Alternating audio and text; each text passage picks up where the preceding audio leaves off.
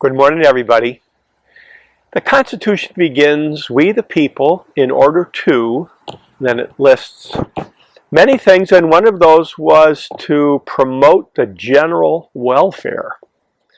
So how does the government do that? Well, on this date in 1965, July 30, Lyndon Johnson signed legislation creating Medicare and Medicaid, two very important programs for the American people.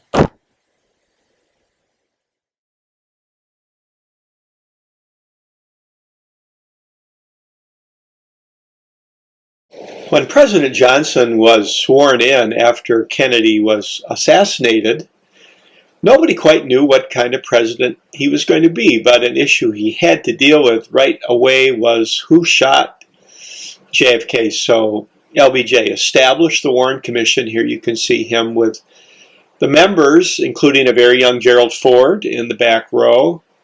And also at this time period, cigarette smoking was clearly identified as being bad for you.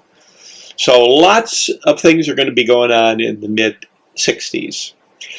In 1964, the 24th Amendment was added to the Constitution, which outlawed poll taxes.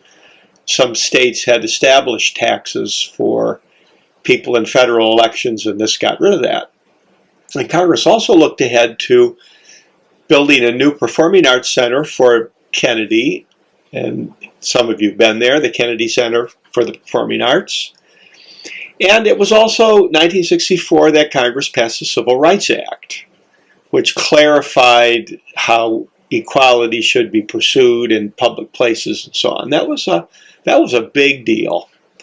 So here's Barry Goldwater on the left. He received the Republican nomination for president in 1964. You see Ronald Reagan on the right, and many see this time period as the birth of the modern conservative movement. And what's very cool is Goldwater went to the White House. He's on the left here. And he and LBJ had a chat about the upcoming election and how they were going to campaign. Imagine that happening today, but he did it. But there's a cloud on the horizon, and it's Vietnam. And in 1964, the Gulf of Tonkin incident happened. Some activity between our Navy and the Vietnamese, shots were fired, and it was all very murky.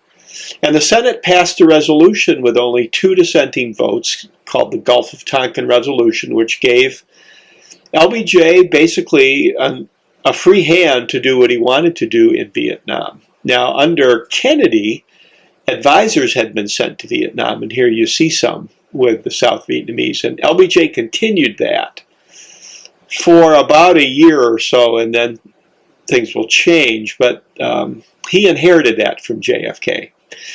1964, Martin Luther King Jr. won the Nobel Peace Prize, the youngest ever, at 35 years old. And of course, he will die soon after that, 1968.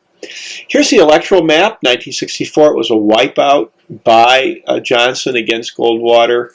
So this was the mandate LBJ claimed when he started what we call the Great Society. This was a huge expansion of government programs having to do with health and job security and all kinds of things affecting the lives of the American people.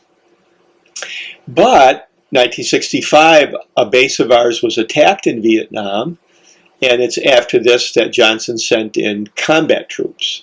So how do you fight a war in Vietnam and a war on poverty at the same time, particularly without raising taxes? That will haunt LBJ. The space program was rocking and rolling, and in 1965, Gemini 4 had the first spacewalk. I love this photograph. Those blues in there are so cool. So here's our event, July 30, 1965. In the presence of Harry Truman in Independence, Missouri, LBJ signed the Medicare and Medicaid legislation, the kind of thing Truman had really supported. So the original Medicare was what it was, as was the original Medicaid. But over the years, the programs expanded, and here you can see that they're much bigger than they were originally. And issues come up, don't they, about who will pay for it and who's eligible. But I think we'd all agree that these programs are very important for many Americans.